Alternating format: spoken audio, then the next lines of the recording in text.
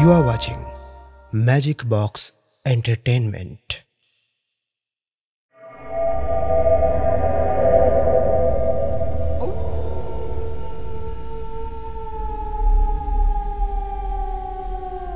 বিষ্ণুদার প্রতি আপনাদের প্রাণ ভরা ভালোবাসায় টিম ম্যাজিক বক্স এন্টারটেইনমেন্ট আপ্লুত। আর ম্যাজিক বক্স মানেই আপনার পছন্দের গল্প। তাই এবার চলে এসেছি অশরীরী অভিসার গল্পে বিষ্ণুদা যে নেপালের মন্দিরের ঘটনার কথা বলেছিল সেই গল্পটি নিয়ে। আমাদের এবারের নিবেদন সৌমেন মজুমদারের কলমে বিষ্ণুদার ভূতের গল্প সিরিজের ৪১তম গল্প অশরীরী অভিসার অন্তিম অধ্যায়। আশা করি একই রকমভাবে আপনাদের ভালোবাসা এবারেও আমরা পাব। তবে এই আসরে নিয়মিত যোগ দেওয়ার জন্য আপনাকে করতে হবে ছোট্ট একটা কাজ। নিচে যে সাবস্ক্রাইব বাটনটি দেখছেন ওটায় ক্লিক করুন, আর পাশে যে ঘন্টাটি রয়েছে ওটা বাজিয়ে রাখুন, যাতে সময় মতো ওটা বেজে উঠে আপনাকে জানিয়ে দেয় গল্পের আসর বসার দিনক্ষণ। চলুন শুনে নেওয়া যাক সৌমেন মজুমদারের লেখা বিষ্ণুদার ভূতের গল্প সিরিজের ৪১তম গল্প অশরীরী অভিসার অন্তিম অধ্যায়।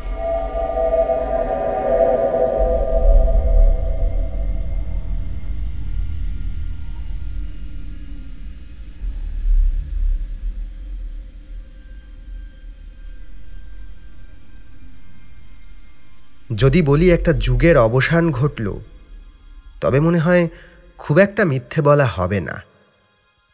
হরিদার চায়ের দোকানে আমাদের সান্ধ্য আসরের বোধহয় চিরতরে সমাপ্তি ঘটল।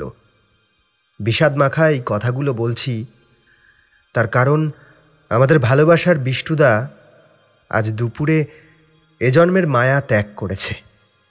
রক্তের সম্পর্ক দিয়ে তো মানুষে মানুষে যোগাযোগের গভীরতা মাপা যায় না। আত্মীয়তার অঙ্কে যাদের নিকট বলা চলে, তেমন অনেক মানুষকেই হারিয়েছি এ যাবৎ। তবে মনে হয় এ জন্মে এই প্রথম কোনো নিকট আত্মীয়কে হারালাম। মনের মাঝে অপূরণীয় এক শূন্যতা খা খা করছে। আমাদের অজান্তেই কোনো মানুষের সঙ্গে আমাদের যোগাযোগ কিভাবে যে সুগভীর হয়ে ওঠে তা টের পাওয়া যায় না। একথা বলার অপেক্ষা রাখে না, আমরা তিনজনই স্বজন হারানোর বেদনায় বিমর্ষ হয়ে পড়েছি। এক মুহূর্তের জন্যে ভাবতে পারছি না বিষ্ণুদা আর আমাদের মধ্যে নেই। তবু এক চিলতে আশার আলো, শান্তির আভাস বিষ্ণুদার কথা ভেবে মনের কোণায় উঁকি দিচ্ছে। এখনো মনে আছে সেই দিনটার কথা। বৃষ্টির সন্ধ্যায় একা উপস্থিত হয়েছিলাম হরিদার চায়ের দোকানে। বেশ কিছুক্ষণ অপেক্ষা করার পর বিষ্ণুদা হাজির হয়। পল্লব আর বুবাই দুজনেই সেদিন বৃষ্টিতে বাড়িতেই ঘাপটি মেরেছিল, এমুখো হয়নি। বিষ্ণুদা বিষণ্ণ অভিব্যক্তিতে দোকানে আসার পর আমি প্রেমের প্রসঙ্গ তুলি, এবং সেই প্রসঙ্গ ধরেই বিষ্ণুদা নিজের জীবনের একটা ঘটনা আমাকে শোনায়। সে সময় বিষ্ণুদা মেদিনীপুরের বসন্তপুর নামক একটি গ্রামে কর্মসূত্রে গিয়েছিল। গ্রামের উত্তর পশ্চিম দিক থেকে একটা নদী বয়ে গেছে। কাজের অবসরে হাঁটতে হাঁটতে সেখানে পৌঁছে বিষ্ণুদা একটা নদীর ঘাট খুঁজে পায়। সেই ঘাটের একপাশে বটগাছ জড়িয়ে রেখেছে একটি প্রাচীন মন্দিরকে। সেই ঘাটেই আলাপ হয় মালতীর সঙ্গে। বিভিন্ন ঘটনা পরম্পরায় একসময় বিষ্ণুদা জানতে পারে মালতী তার পূর্বজন্মের প্রেমিকা। সে জন্মে তাদের মিলন সম্ভব হয়নি। এরপরে বিষ্ণুদা এবং মালতী বহুবার জন্ম নিয়েছে, কিন্তু তাও সম্ভব হয়নি দুজনের মিলন। মালতী গত জন্মে এক সাধুর কাছে গিয়েছিল। তার মাধ্যমেই জানতে পারে নেপালের একটি বিশেষ মন্দিরে পুজো করলে পরের জন্মে তাদের মিলন সম্ভব হবে। সে কথাই মালতী বিষ্ণুদাকে জানায়। সমগ্র ঘটনা এমন ছিল যে এই অলৌকিক ঘটনা অবিশ্বাস করার কোনো কারণ ছিল না। সেই ঘটনার পরিশেষে মালতী অসংখ্য জোনাকি হয়ে সন্ধ্যার অন্ধকারে মিলিয়ে যায়। তারপর থেকে আজীবন বিষ্ণুদা একাই কাটিয়ে দিয়েছে। বিষ্ণুদার কথা অনুযায়ী নতুন কারো প্রতি আর কোনো দিন আকর্ষণ তৈরি হয়নি। নেপালের সেই মন্দিরে পুজো দিতে গিয়ে ভয়ানক এক অভিজ্ঞতা হয়েছিল বিষ্ণুদার। যদিও সব বাধা পেরিয়ে পুজো সম্পন্ন করেছিল বিষ্ণুদা। হয়তো এবার বিষ্ণুদা নতুন জন্মে মালতীকে সঙ্গিনী হিসেবে পাবে, আর সেই জন্যই স্বজন হারানোর শোকে মন বিমর্ষ হয়ে থাকলেও বিষ্ণুদার মনস্কামনা পূর্ণ হবে ভেবে শান্তির অনুভূতির আভা মনের কোণায় উদিত হয়েছে। জন্মান্তরের এই ঘটনা যেদিন আমায় বিষ্ণুদা বলে, তার পরদিন সন্ধেবেলায় আবার আমি উপস্থিত হয়েছিলাম হরিদার দোকানে। সেদিনও কালো মেঘ আকাশকে আচ্ছন্ন করে রেখেছিল। এক নাগাড়ে ঝরছিল ঝিরিঝিরি বৃষ্টি। কিছুক্ষণ পরে বিষ্ণুদা এসে উপস্থিত হয়। আগের দিন যে বিষাদে বিষ্ণুদার মন আচ্ছন্ন হয়েছিল ঘটনা বলতে গিয়ে, এই দিনও লক্ষ্য করলাম সে ভাবের রেশ যে এখনও বহমান তা বিষ্ণুদার অভিব্যক্তিতে স্পষ্ট। গতকাল থেকেই মন আমার আগ্রহান্বিত হয়েছিল নেপালের ঘটনাটি শোনার জন্য। মাটির ভাঁড়ে এক প্রস্থ চা পান করতে করতে সেই প্রসঙ্গ তুললাম।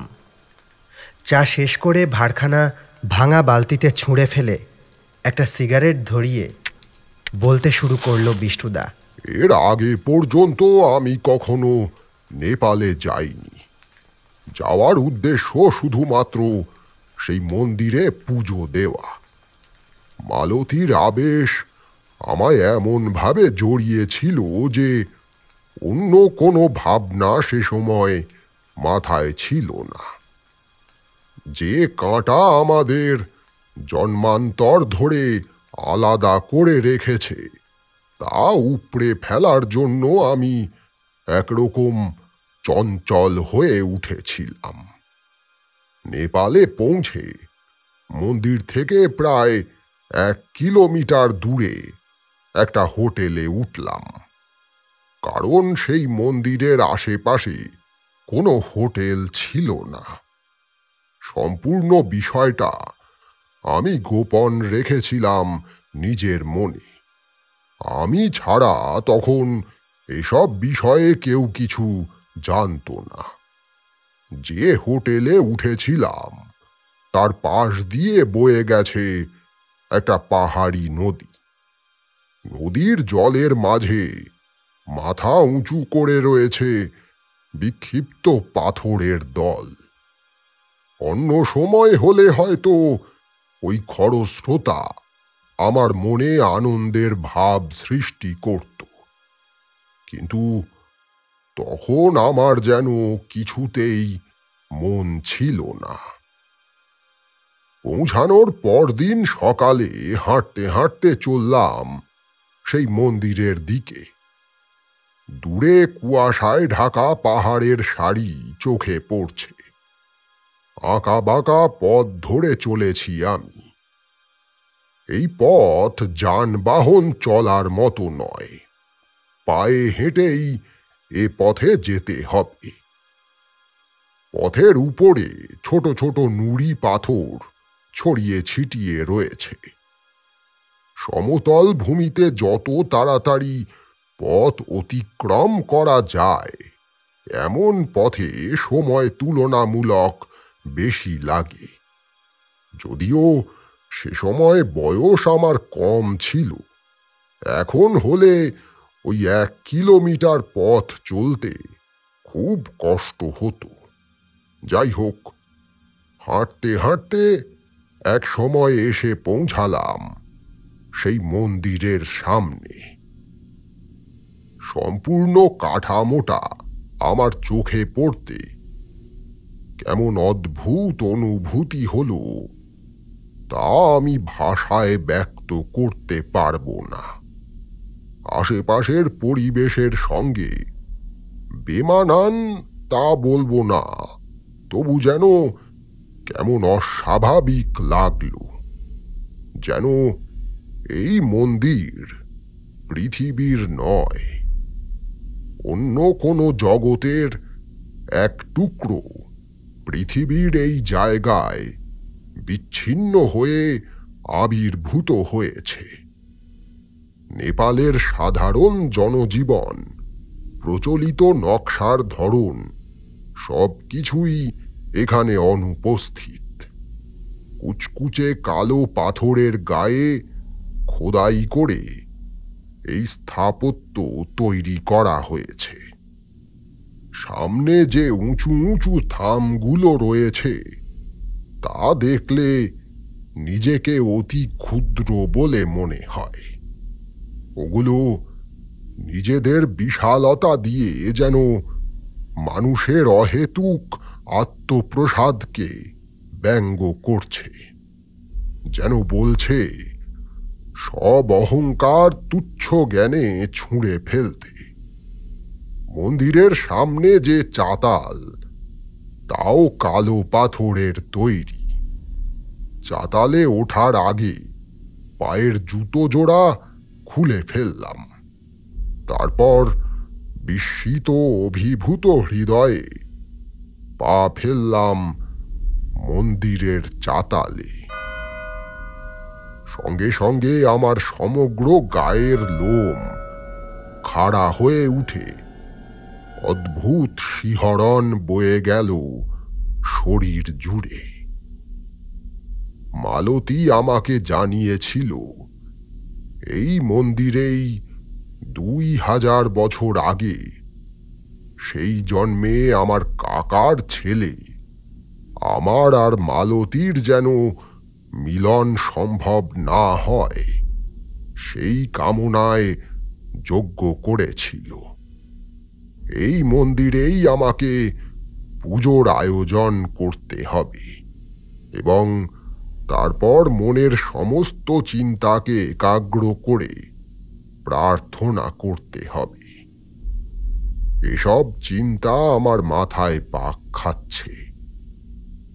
আমি অভিভূত দৃষ্টিতে মন্দিরের সুনিপুণ নকশা দেখতে দেখতে এগিয়ে চলেছি গর্ভগৃহের দিকে।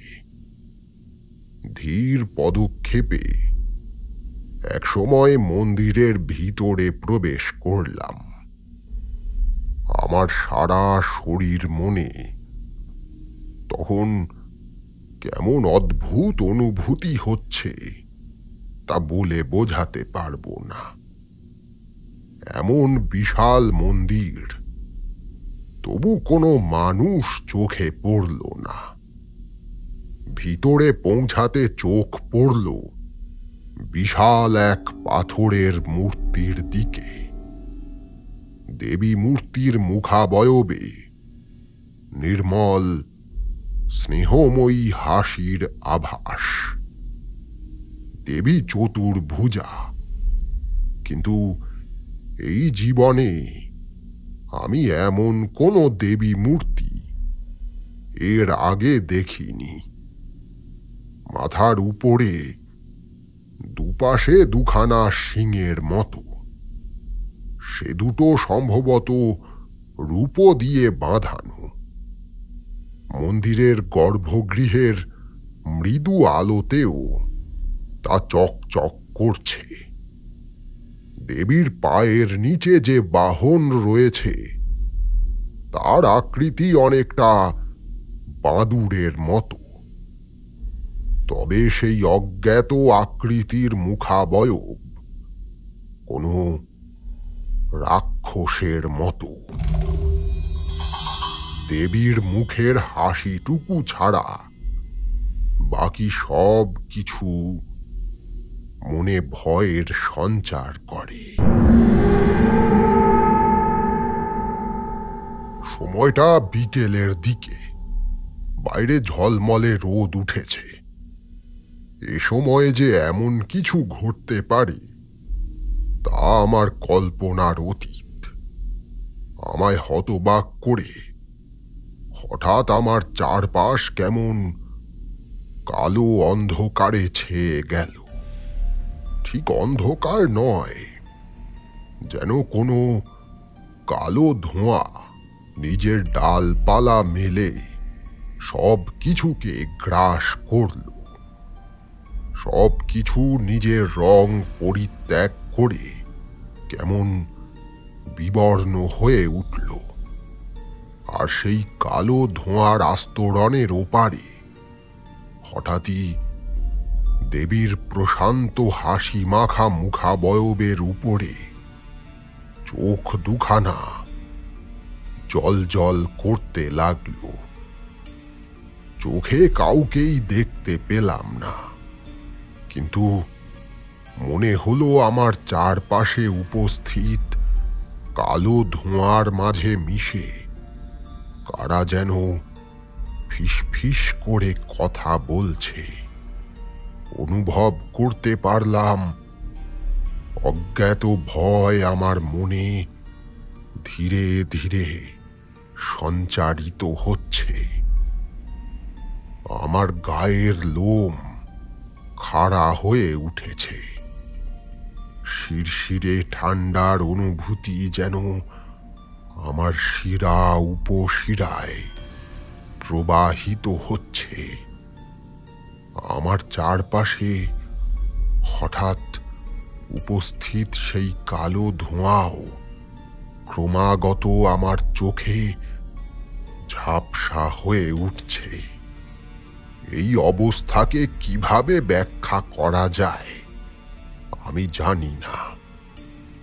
অজ্ঞান এবং সজ্ঞান অবস্থার মাঝামাঝি কিছু একটা, কেমন একটা ঘোর লাগা অনুভূতি আমাকে জড়িয়ে ধরল।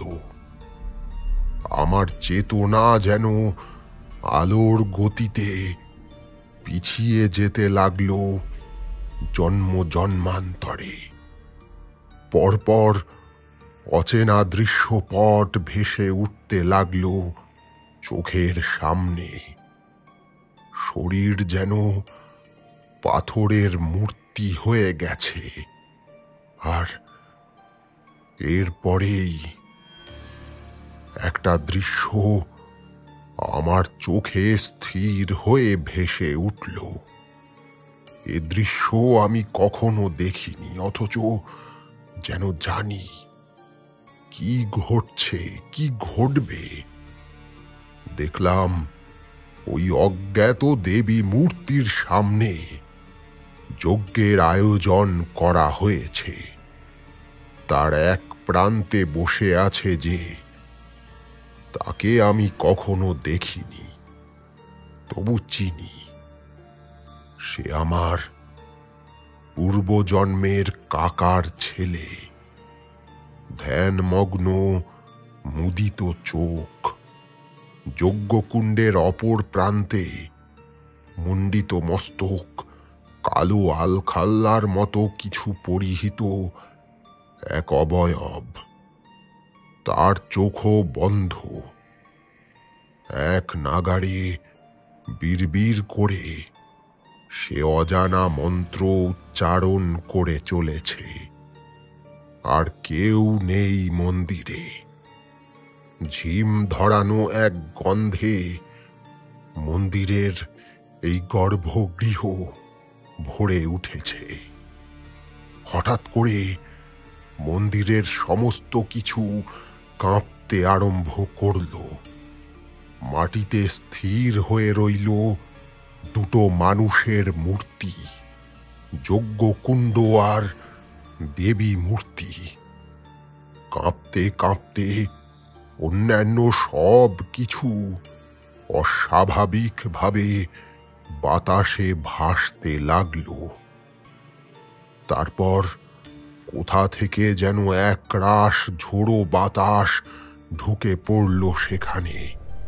সেই বাতাস ঘূর্ণির মতো পাক খেতে লাগল। আর যেসব জিনিস কাঁপতে কাঁপতে বাতাসে ভেসে উঠেছিল তা বাতাসের তোড়ে ঘুরতে লাগল যজ্ঞকুণ্ডকে কেন্দ্র করে। এরপরেই ঘটল আরও এক অস্বাভাবিক ঘটনা। ধীরে ধীরে সজাগ হয়ে উঠতে লাগল পাথরের সেই দেবী মূর্তি। দেবীর চোখ থেকে ঠিকরে বেরোতে লাগলো অগ্নিসম তেজ। ততক্ষণে সেই অস্বাভাবিক ঘূর্ণিঝড়ের প্রবাহের সঙ্গে মিশেছে কয়েকশো বাদুড়। তারা দল বেঁধে উড়ে বেড়াচ্ছে। এমন পরিস্থিতিতেও ওই মানুষ দুটো নিজেদের সংকল্পে স্থির হয়ে রয়েছে। একইভাবে বসে রয়েছে ধ্যানমগ্ন হয়ে। দেবীর বাহন হিসেবে যে বিশালাকায় বাদুড়ের মতো বিভৎস প্রাণীটা রয়েছে, এবার সেটার উপরে ভাসতে লাগলো দেবী মূর্তি। দেবীর মাথার উপরে থাকা রূপোয় বাঁধানো শিং দুখানা ততক্ষণে জ্বলন্ত লাভার মতো উজ্জ্বল হয়ে উঠেছে। শিংয়ের দুই সূচালো অগ্রভাগের ঠিক মাঝখানে এক জ্যোতি ক্রমাগত উজ্জ্বল হয়ে উঠছে। তারপর সেই গোলাকার আলোক জ্যোতির মাঝ থেকে একটা রশ্মি ঠিকরে এসে লাগলো যজ্ঞকুণ্ডে। সঙ্গে সঙ্গে যজ্ঞকুণ্ডের আগুন যেন দ্বিগুণ হয়ে উঠল। কিন্তু সেখানেই শেষ নয়, ক্রমাগত সেই আগুনের মাত্রা বৃদ্ধি পেতে লাগলো। সমগ্র দৃশ্যপট যেন আমার চোখে অদৃশ্য হয়ে উঠল তীব্র আলোয়।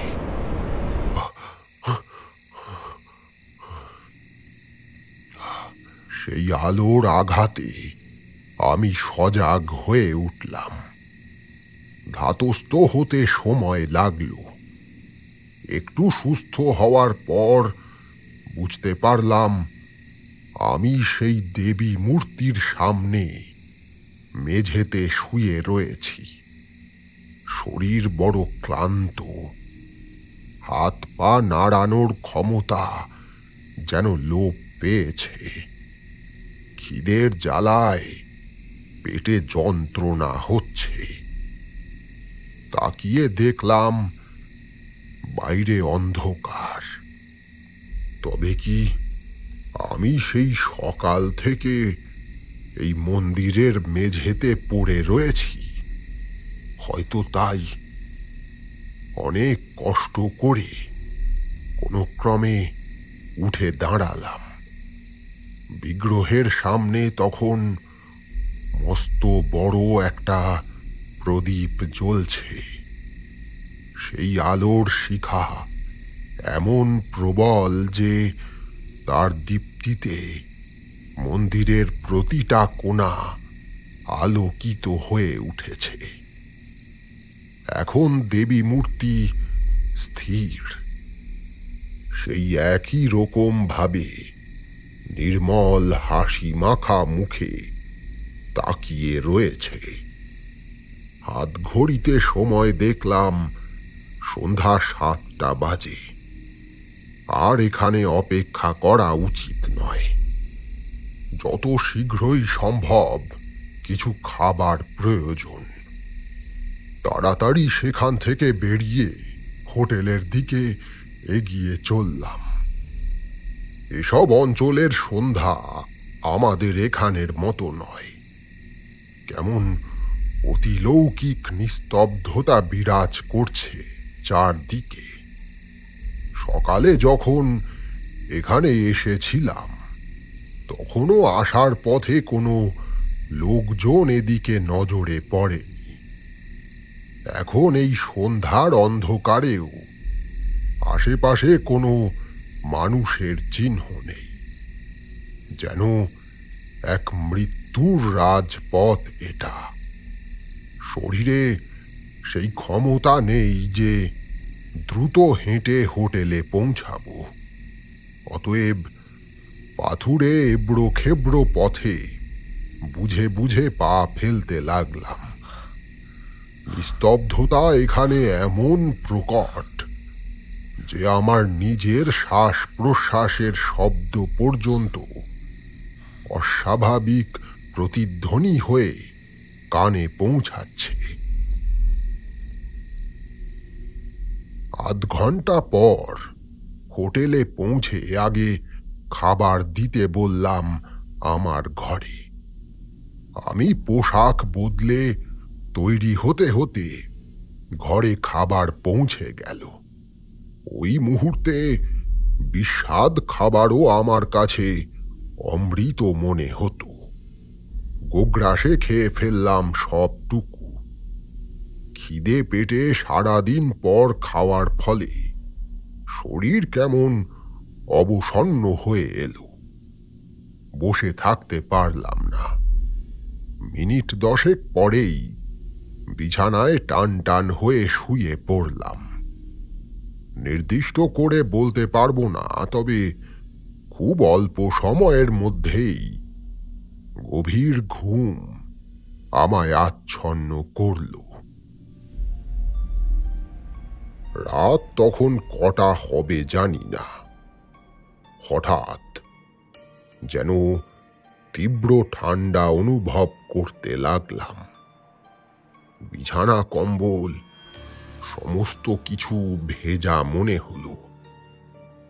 হলো বিছানায় নয়, আমি শুয়ে রয়েছি কোনো বরফের চাইয়ের উপর। আমার শরীরের উপরে চেপে রয়েছে হিম শীতল বরফের চাদর। শরীরে অস্বাভাবিক কাঁপুনি হতে লাগল। শেষে এমন অসহ্য হয়ে উঠল যে চোখ বন্ধ করে থাকতে পারলাম না। চোখ মেলে তাকালাম। ঘরে ঘুটঘুটে অন্ধকার। বিছানার পাশেই আলোর সুইচটা রয়েছে।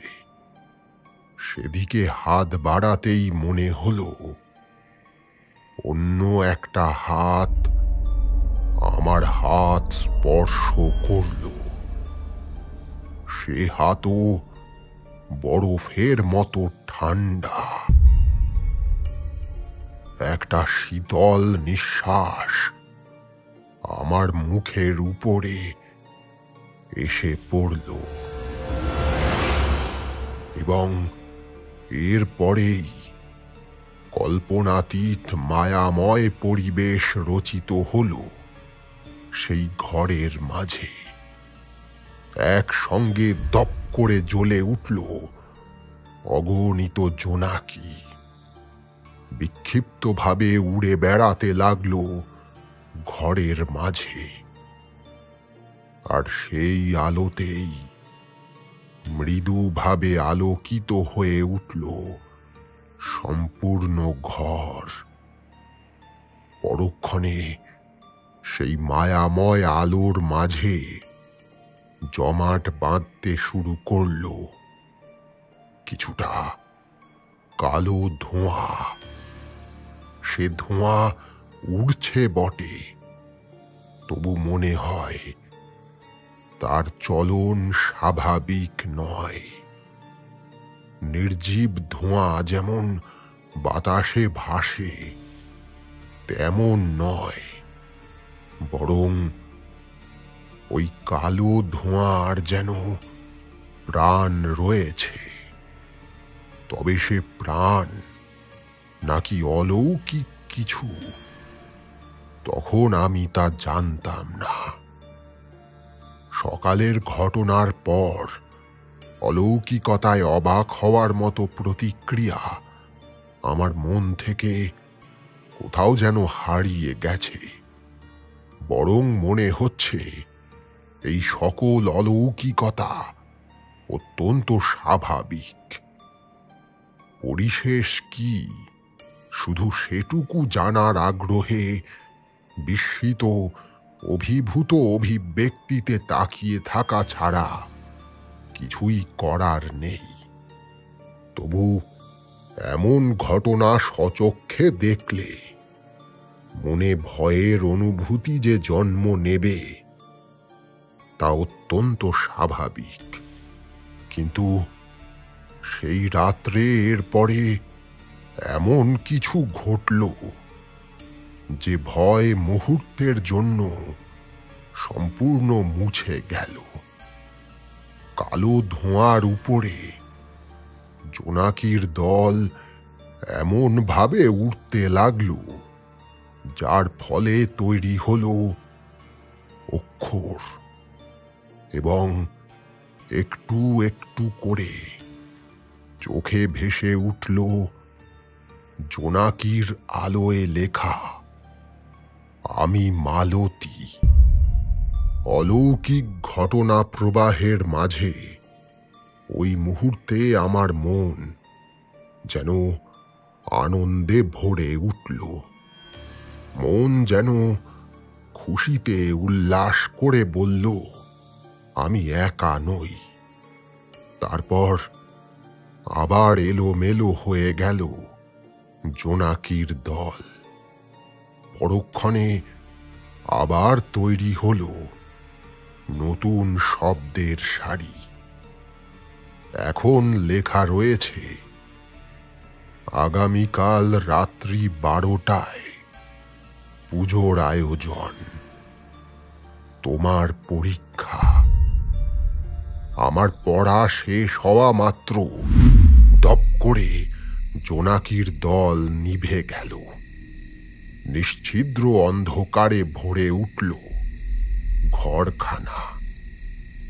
সদ্য ঘটে যাওয়া ঘটনার অভিঘাতে কিছুক্ষণ চোখ মেলে থাকার পর আমি চোখ বন্ধ করলাম।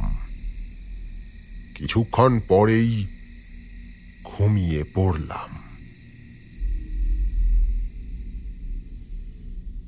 পরদিন সকাল থেকে সাধারণভাবেই কেটেছে। বেলার দিকে একবার মাত্র সেই নদীর পাশে গিয়ে বসেছিলাম।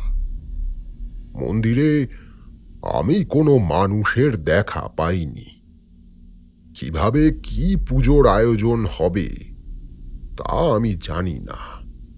শুধু এইটুকু স্বস্তি ছিল মনে যে মালতী আমার আশেপাশেই রয়েছে। সেই সময় ওখানে বসে মনে পড়ছিল বসন্তপুরের কথা। যেদিন সন্ধ্যায় শেষ আমি দেখেছিলাম মালতীকে, দেখেছিলাম অন্ধকারে মিলিয়ে যেতে জোনাকির দল হয়ে।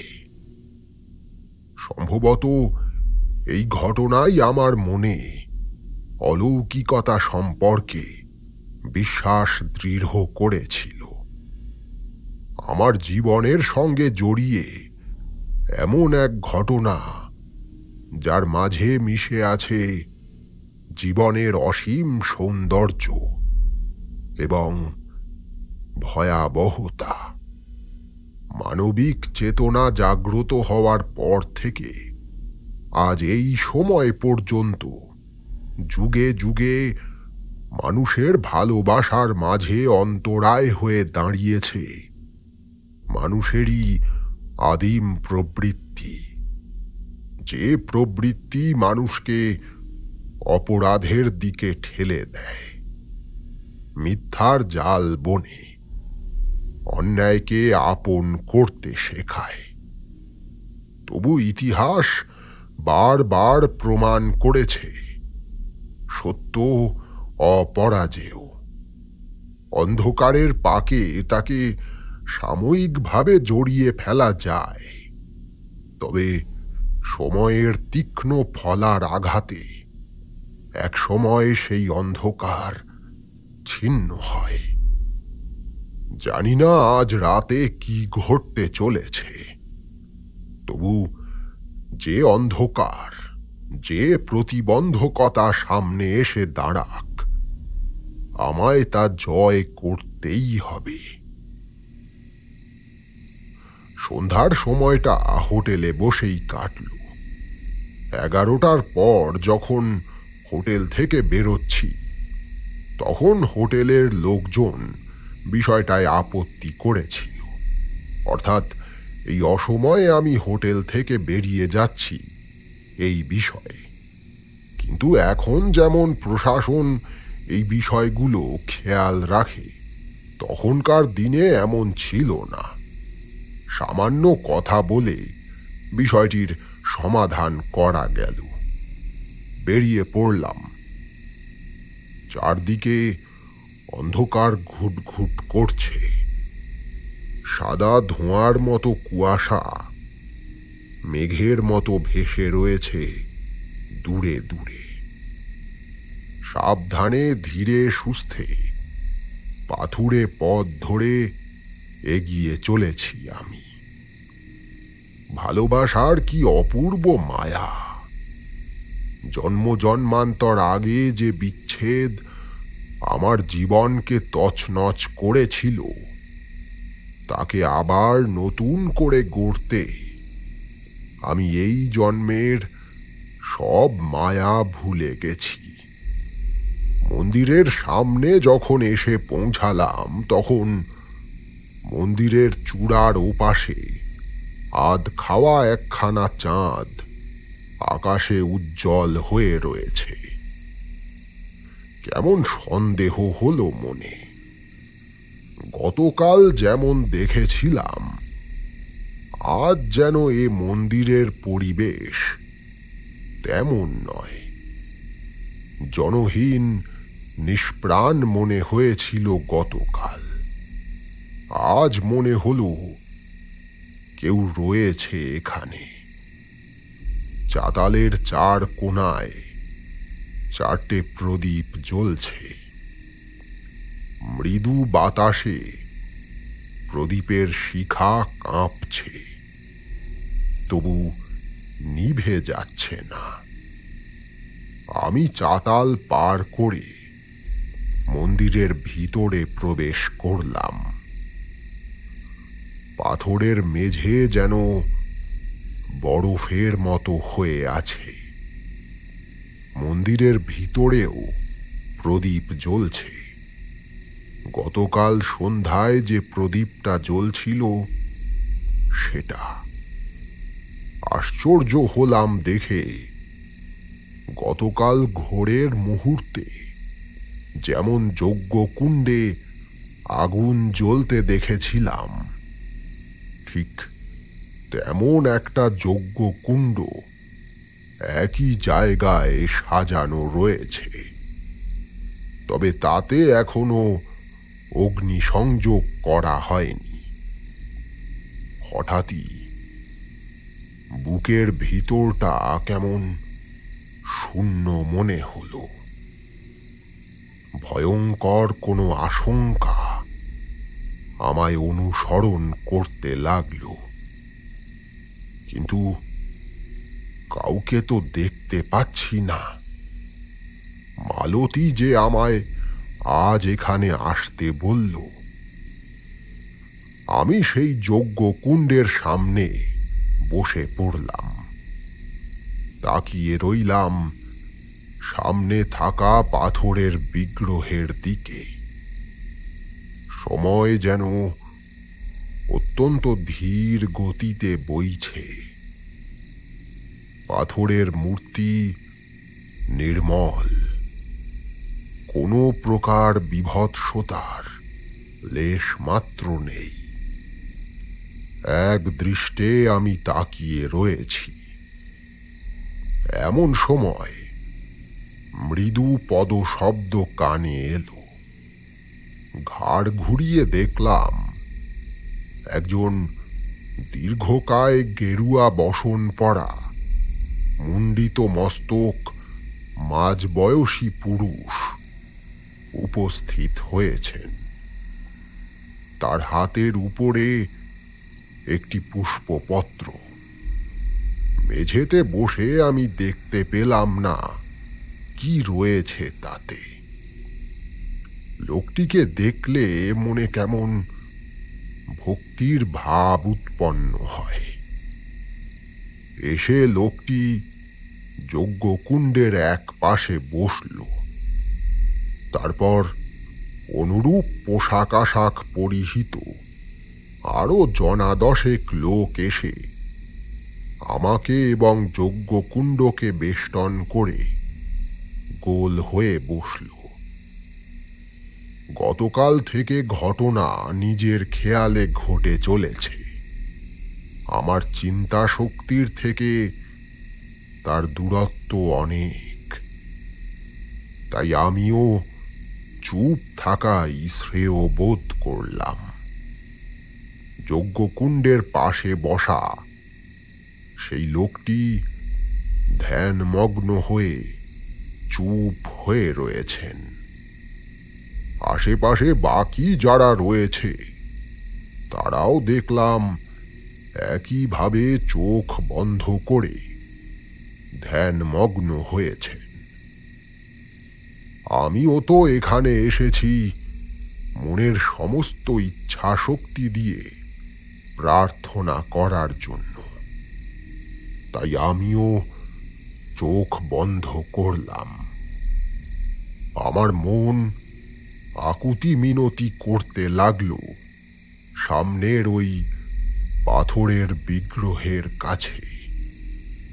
যে মস্ত দেওয়াল আমাদের আলাদা করে রেখেছে হাজার হাজার বছর ধরে, তা যেন নিশ্চিহ্ন হয়ে যায়। মন্দিরে এতজন বসে রয়েছে, অথচ মৃদু কোনো শব্দ উৎপন্ন হচ্ছে না।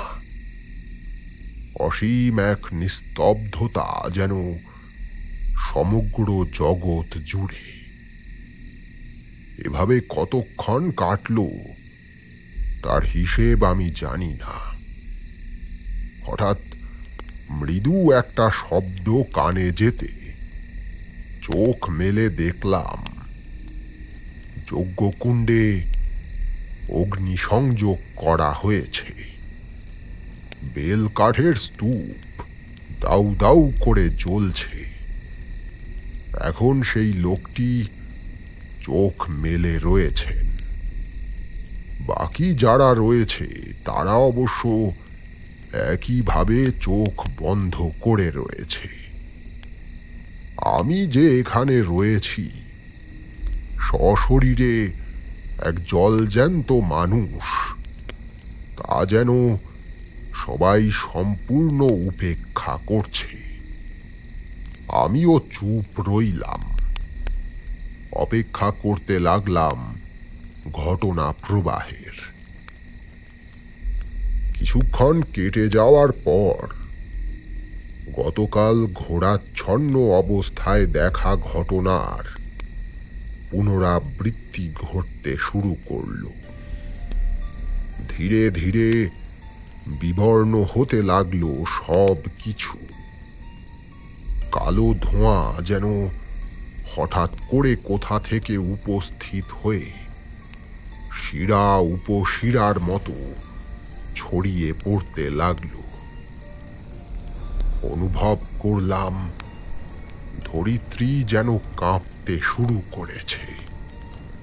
আমি, আশেপাশে যারা ধ্যানমগ্ন হয়ে বসে রয়েছে তারা, যজ্ঞকুণ্ড এবং সেই বিগ্রহ ছাড়া সব কিছু থরথর করে কাঁপতে লাগলো। মনে হতে লাগলো এই বুঝি পাথরের এই বিশাল মন্দির আমাদের উপরে ভেঙে পড়বে। তবু স্থির হয়ে রয়েছি আমি। সব কিছুকে উপেক্ষা করে মনে মনে উচ্চারণ করে চলেছি একটাই প্রার্থনা, যে অভিশাপ মালতী আর আমি বয়ে বেড়াচ্ছি জন্ম জন্মান্তর ধরে, তা থেকে মুক্তি। কম্পমান সমস্ত কিছু এরপরে বাতাসে ভাসতে লাগল। হঠাৎ করে মন্দিরের প্রবেশ পথ ধরে একরাশ দমকা বাতাস ভিতরে ঢুকে পড়ল। ঘূর্ণিঝড়ের মতো পাক খেতে লাগলো মন্দিরের ভিতরে। ভাসমান সমস্ত কিছু সেই ঘূর্ণির টানে ঘুরতে লাগলো মন্দিরময়। ততক্ষণে বিগ্রহের চোখ দুখানা জল জল করতে শুরু করেছে। সে চোখ থেকে যেন আগুন ঠিকরে বেরোচ্ছে। মাথার উপরে থাকা শিং দুখানা আবার সেই একই রকম লালচে উজ্জ্বল রং ধারণ করল। সেই পাথরের বিগ্রহ তখন জীবন্ত হয়ে উঠে বাদুড়ের মতো আকৃতির ভয়ঙ্কর বাহনের উপর বাতাসে ভাসছে। জ্বলন্ত লাভার মতো উজ্জ্বল হয়ে ওঠা শিং দুখানার মাঝে এক জ্যোতি উজ্জ্বল হয়ে উঠতে শুরু করেছে। ক্রমাগত তা আরো উজ্জ্বল হয়ে উঠছে। চারপাশে বয়ে চলা বাতাসের প্রবাহ আরো তীব্র হয়ে উঠেছে। বিগ্রহের মাথার উপরে তৈরি হওয়া সেই আলোক জ্যোতি থেকে একটা রশ্মি এগিয়ে আসতে লাগলো যজ্ঞকুণ্ডের দিকে। আর ঠিক সেই সময় ঘটল অত্যাশ্চর্য ভয়ঙ্কর এক ঘটনা। আমার আশেপাশে যারা নির্বাক হয়ে বসে রয়েছে, বাতাসের প্রবাহের সঙ্গে সঙ্গে তাদের শরীর থেকে চামড়া খসে যেতে লাগলো, কিন্তু তবু তারা সকলেই নির্বাক। এক সময় প্রত্যেকটা শরীর চামড়াহীন হয়ে পড়ল। কি বিভৎস সে দৃশ্য! তারপর খসে যেতে লাগলো মাংসপেশি। মাংসপেশি খসে পড়ছে, আর মনে হচ্ছে যেন আমার আশেপাশে বসে থাকা মানব শরীরগুলোকে কোনো নৃশংস ভয়ঙ্কর প্রাণী খুবলে খেয়েছে। এ দৃশ্য সুস্থ কোনো মানুষের পক্ষে সহ্য করা অসম্ভব। তবু চরম অস্বস্তি নিয়ে আমি একইভাবে বসে রইলাম। আমার মন হাহাকার করছে অভিশাপ থেকে মুক্তির আশায়। দেখতে দেখতে কতগুলো সাদা মাংস চামড়াহীন কঙ্কাল ছাড়া আমার আশেপাশে আর কিছুই রইল না। কিছুক্ষণ আগেও যারা জলজ্যান্ত মানব অবয়ব ছিল, তারা এখন ধ্যানমগ্ন কঙ্কাল। ততক্ষণে বিগ্রহের সেই আলোক জ্যোতি যজ্ঞকুণ্ডের আগুনে এসে পৌঁছেছে। তবে গতকাল ঘোরাচ্ছন্ন অবস্থায় যেমন অগ্নিকুণ্ডকে এরপর আরো বেশি জ্বলতে দেখেছিলাম, এখন তেমন হলো না। বরং ঠিক তার উল্টো ঘটনা ঘটল। ধীরে ধীরে অগ্নিশিখা ম্রিয়মান হতে লাগল। দেখতে দেখতে এক সময় অগ্নিশিখা নিভে গেল। অঙ্গারের ভিতরে লুকিয়ে থাকা সুপ্ত আগুন পর্যন্ত নিশ্চিহ্ন হল। ঘূর্ণায়মান যে বাতাস তীব্র ঝড়ের মতো এতক্ষণ ঘরের মাঝে বয়ে বেড়াচ্ছিল, তাও শান্ত হয়ে গেল। মুখ তুলে চাইলাম সামনের বিগ্রহের দিকে। আশ্চর্য হলাম দেখে সেই বিগ্রহের মাথায় থাকা শিং দুখানা অদৃশ্য হয়েছে। এমনকি তার সেই ভয়ঙ্কর বাদুর আকৃতির বাহনখানাও এখন আর নেই। মুখ ফিরিয়ে দেখলাম একটু আগেই আশেপাশে যে সাদা কঙ্কালের দল বসেছিল, তারাও অদৃশ্য হয়েছে। ছাইয়ে ভরা একটা অগ্নিকুণ্ড এখনো রয়েছে ঘটে যাওয়া ঘটনার সাক্ষী হয়ে। জানি এ ঘটনা সচক্ষে না দেখে বিশ্বাস করা সম্ভব নয়, তবু আমি নিজে যা প্রত্যক্ষ করেছি তাকে অস্বীকার করি কি করে। ততক্ষণে বাইরে ভোরের আলো ফুটেছে। ভক্তি ভরে সেই বিগ্রহকে প্রণাম করে বেরিয়ে পড়লাম মন্দির থেকে, শুধুমাত্র বিশ্রাম নেওয়ার জন্য। আর একটা দিন ওখানে ছিলাম, তারপরেই আমি ওখান থেকে ফিরে আসি। বিষ্ণুদার কথাগুলো শুনতে শুনতে আমার মনে কিছু প্রশ্ন তৈরি হয়েছিল। বিষ্ণুদা থামতে আমি বললাম, সবই বুঝলাম বিষ্ণুদা, কিন্তু ওই লোকগুলো কারা ছিল, আর ওভাবে কঙ্কাল হয়ে গেল কেন? এই প্রশ্নটা খুবই স্বাভাবিক। পাপের উৎপত্তি যে আগুন জ্বালিয়েছিল, আমার প্রার্থনা সেই আগুনকে নিভিয়েছে। কিন্তু ওই লোকগুলো কারা? এরপরে বিভিন্নভাবে আমি মালতীর কাছ থেকে যেটুকু জানতে পেরেছি তা হলো, আমাদের বিচ্ছিন্ন করার জন্য আমার কাকার ছেলে সেই যে যজ্ঞ করেছিল, সেই যজ্ঞে যেসব পূজারীরা জড়িত ছিলেন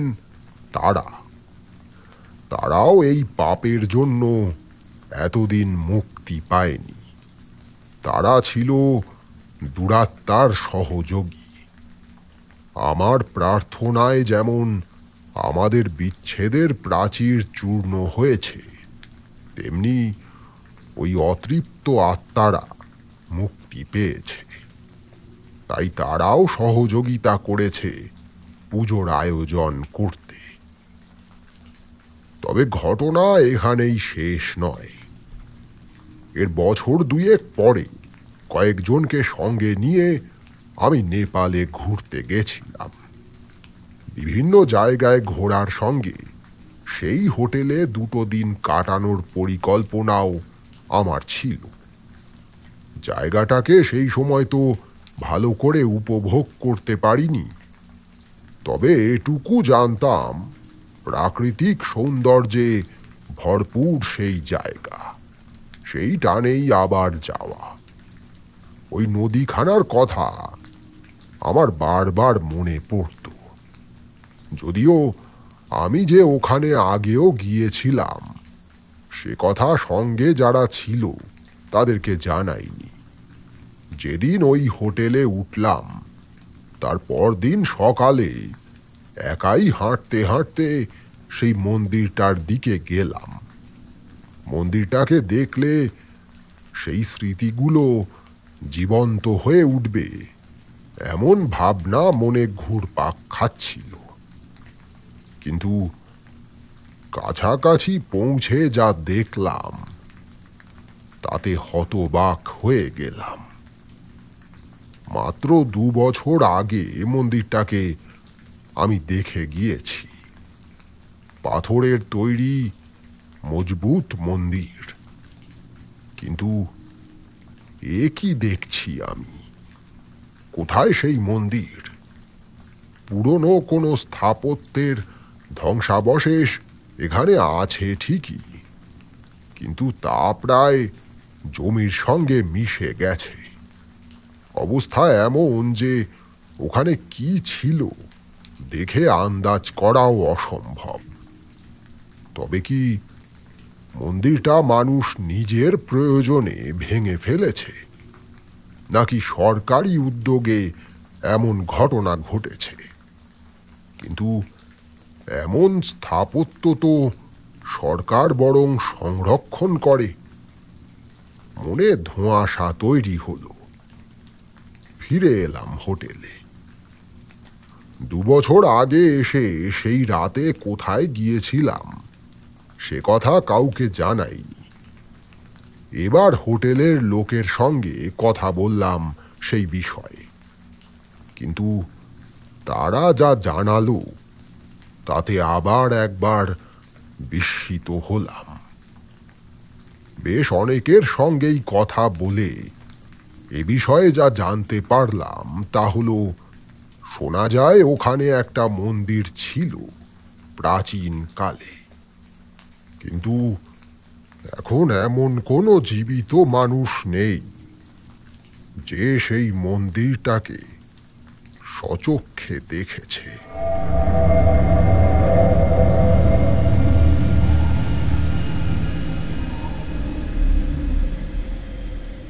শুনছিলেন সৌমেন মজুমদারের লেখা বিষ্ণুদার ভূতের গল্প সিরিজের ৪১তম গল্প অশরীরী অভিসার, অন্তিম অধ্যায়।